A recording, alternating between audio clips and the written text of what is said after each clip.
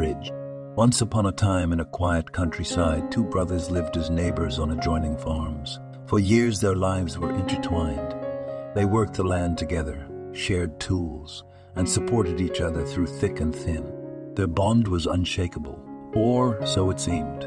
Then one day, over a trivial misunderstanding, their harmony unraveled. The disagreement began small, as such things often do, but it festered and grew. Heated words were exchanged, each brother feeling wronged and refusing to yield. Days turned into weeks, and the once inseparable brothers drifted into silence. The bond of decades seemed to shatter over something so inconsequential. To make matters worse, the younger brother, out of anger or defiance, altered the flow of a small creek that ran between their properties. What had once been a patch of green connecting their farms was now a dividing line, a symbol of their rift.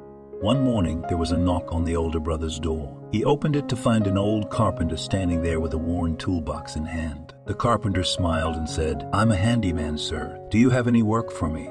The older brother thought for a moment, and his anger flared anew. "I do," he said firmly. "See that creek dividing my land from my brother's? He put it there to spite me. I want to teach him a lesson. Do you see those trees by the barn? Turn them into a tall fence, 10 feet high. I don't ever want to see his face again."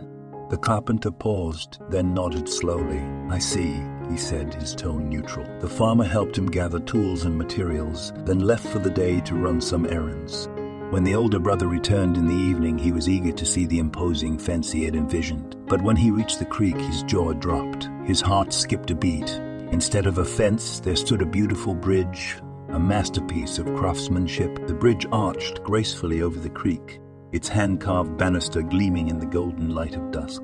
As the older brother stood speechless, his younger brother appeared on the other side of the bridge.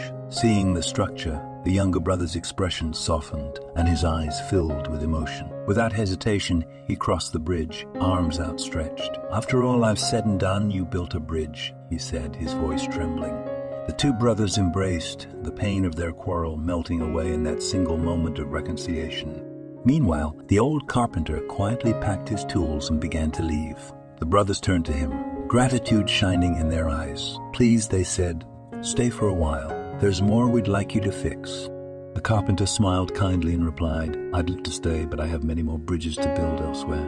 This story teaches us a timeless lesson. In moments of anger or pride, we often build fences to shut others out. But true strength lies in building bridges to bring people together. Forgiveness is not a sign of weakness. It's a reflection of love and understanding. Life is too short to let quarrels ruin meaningful connections. Instead, choose to mend, rebuild, and cross those bridges with an open heart. The future is always brighter when it's built on unity. Thank you for watching. Please like, share, and subscribe. Build the bridges of love.